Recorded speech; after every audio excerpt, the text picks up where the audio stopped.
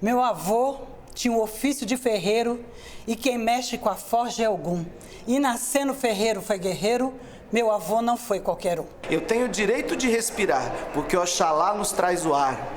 Eu tenho o direito de beber água, porque Oxum me dá água doce. Eu tenho o direito de viver agregado com os meus familiares, porque Emanjá e Xangô são pela família. Então eu tenho direito ao meu sagrado. O discurso do ódio, ele vem de primórdios da nossa existência, e tivemos alguns algozes na história da humanidade, como Hitler, por exemplo, que pregou o discurso do ódio numa população. Em 6 meses ele mudou um Estado democrático para um Estado nazista e cometeu o maior homicídio que poderia acontecer na face da terra junto aos judeus. Abre roda de João, rezo que seja comigo.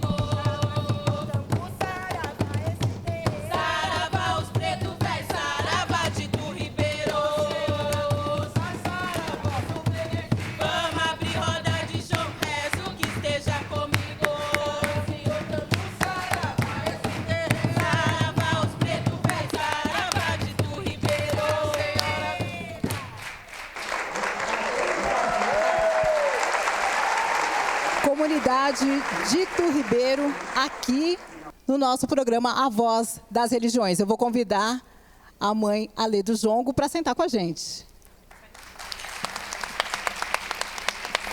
Eu sou Cláudia Alexandre e essa é a Voz das Religiões Afro para falar das religiões de matriz africana. Cultura e educação são grandes heranças dos nossos ancestrais.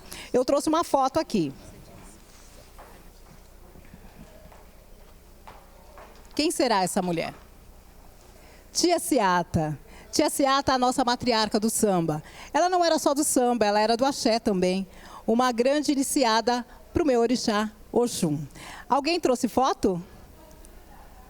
Que maravilha. Então eu vou apresentar. Nós estamos aqui com a doutoranda Ana Laura. Obrigada pela sua presença. Mãe Tayane, que veio de Salvador. Babá Sidney. E a Iá, Alê do Jongo. Vamos começar pela senhora, mãe Tayane. Que foto é essa?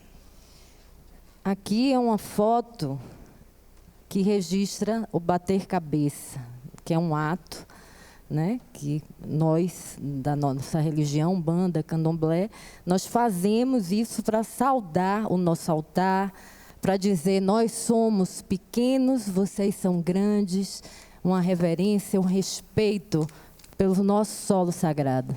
E o senhor Babá Sidney, que foto é essa?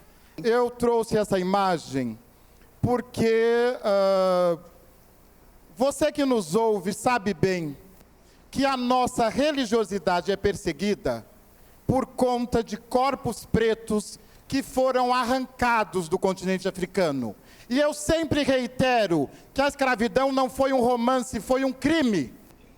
Muito bem. Então, vocês nos devem respeito, vocês nos devem. Muito bem, Babá Sidney. Eu vou perguntar para a mãe Alê do Jongo, que não trouxe uma imagem, mas tem muitas imagens no seu pensamento, e aí a gente queria mostrar a imagem do seu estandarte. Você pode pegar, por favor? O que significa essa bandeira? A nossa bandeira, nosso estandarte do Jongo, traz uma sankofa, que é aquele símbolo que está ali no meio. E a sankofa, para a nossa comunidade, é extremamente importante, porque significa que nunca é tarde para voltarmos atrás e buscarmos as nossas raízes. O jongo é tido como o pai do samba, o jongo é tido como o tio-avô da capoeira, por ser essa referência banto no Brasil, que tanto contribui e contribuiu para a nossa cultura, para a nossa linguagem e para a resistência desses nossos corpos. A capoeira é uma manifestação cultural intimamente ligada à religião afro-brasileira. Foi crime até 1940. A exemplo da capoeira, a culinária afro-brasileira, que representa o Brasil no mundo da gastronomia, era vista como coisa de gente sem valor.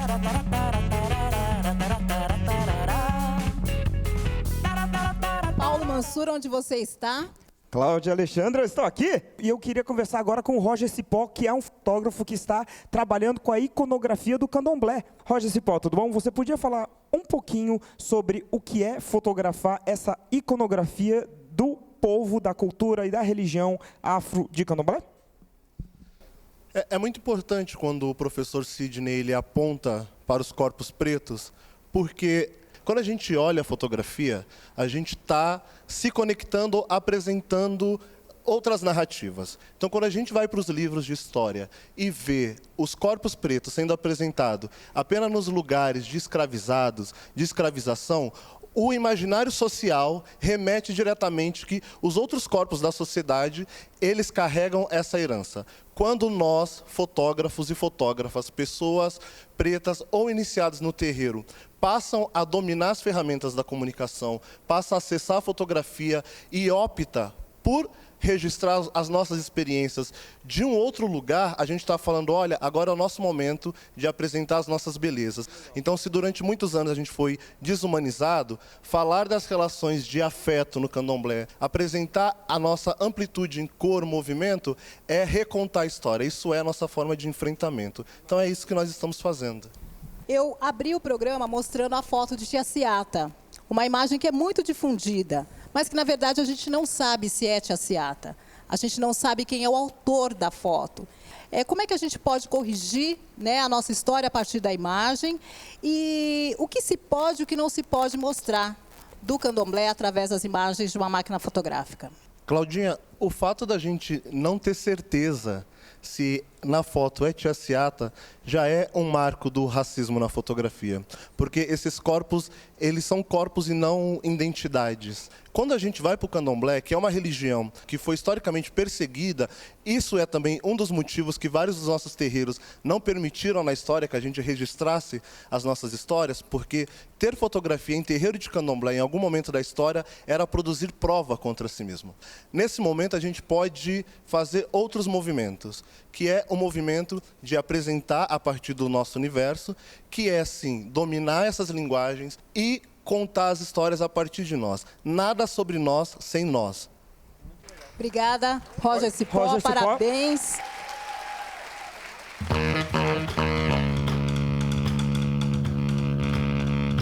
Há 40 anos eu tenho um afoxé que abre o Carnaval de São Paulo, mostrando a cultura do candomblé, o seu lado profano, mas os orixás vão para a rua.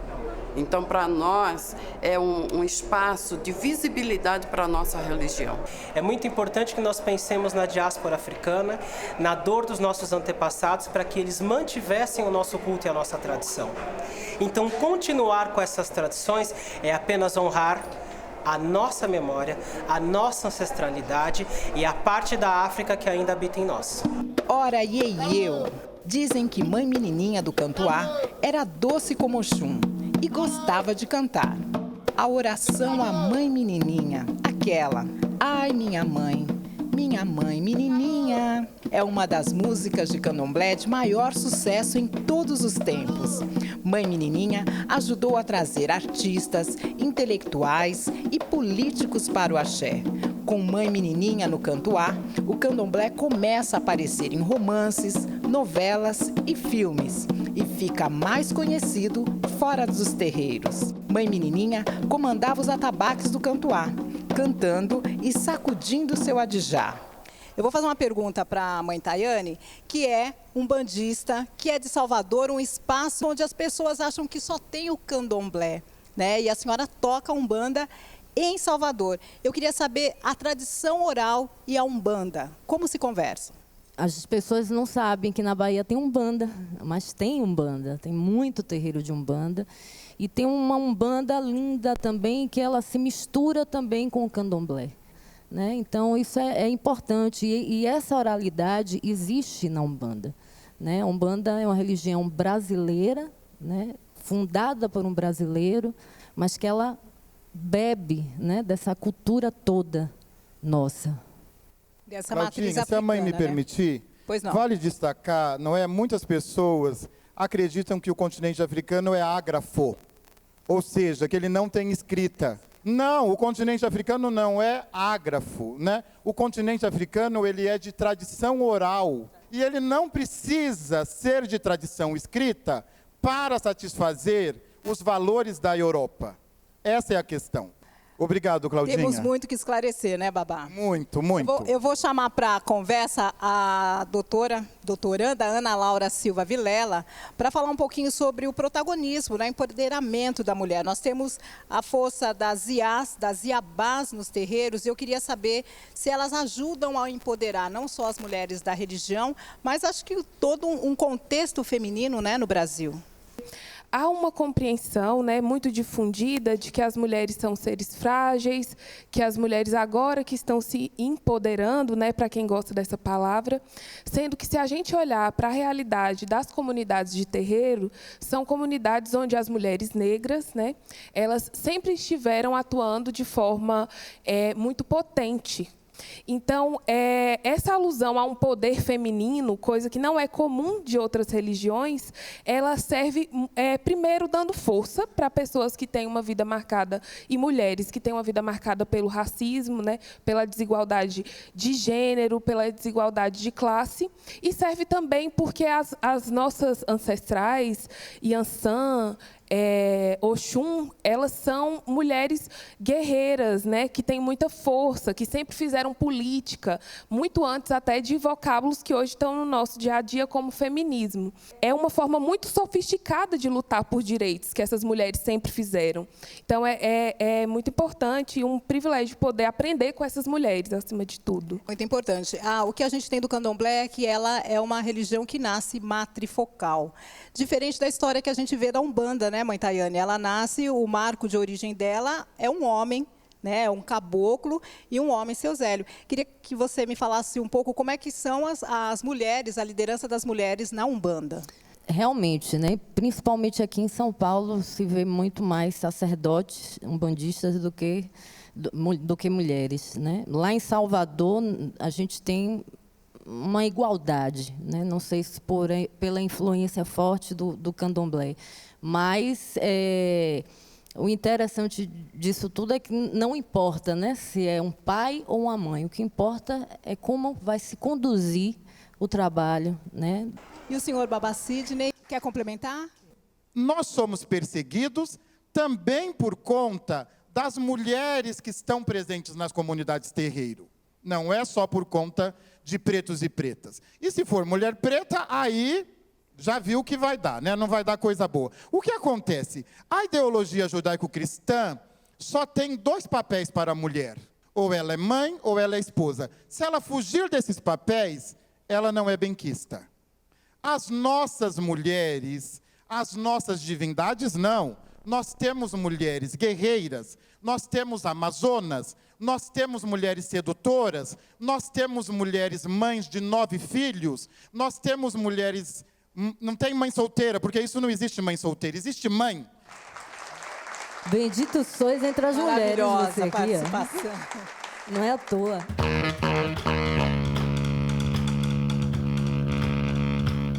Carrego a palavra patuá como quem anseia a sorte, coloco ela à frente para ter rumo norte. O que seria das minhas mãos sem o mergulho da caneta, agora articulada e dona das minhas próprias palavras. Planto sementes de fala para crescer raiz palavra. Ouvi o chamado dos ventos, guardei um trovão no peito como talismã. E escrevi meus próprios enredos sob as bênçãos de minha mãe Yansan. Filha da cachoeira, cria da cidade de concreto. Falo alto, falo fino, falo mesmo. Mulher é bicho gente, que sangra e que sonha. Eu, lírica, sou grande.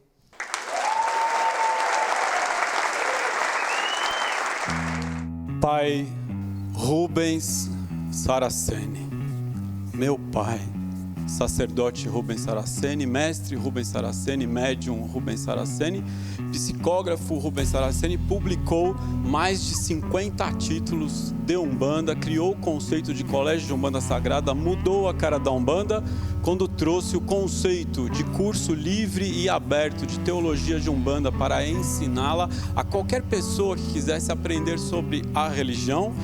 Dentro da sua literatura psicografada, a gente destaca O Guardião da Meia-Noite, que mudou para todos nós a visão acerca de quem é Exu. E se eu posso falar sobre Exu, é porque um dia eu ouvi. Então a ele eu bato cabeça, que é meu.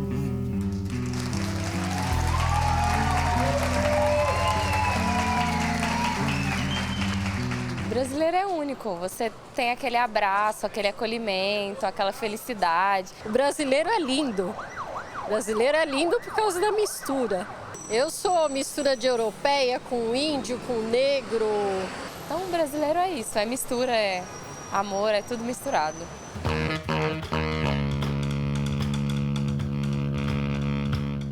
O que nós temos na nossa sociedade brasileira que é pura influência do povo africano, das tradições do candomblé, que vem também para a casa do brasileiro e ele nem se percebe. O brasileiro é muito africano, não é? Quer dizer, o respeito pelo mais velho, o respeito pela mãe, o respeito pelo pai. A alegria brasileira é autenticamente africana. Ela não é europeia. Faça-me o favor, não é? Não é? Eu já morei na Europa, né? Quer dizer, nada contra, mas enfim, eles não têm a nossa alegria, eles não têm o nosso gingado, vide o jongo, mãe pode dizer, falar sobre isso, não é?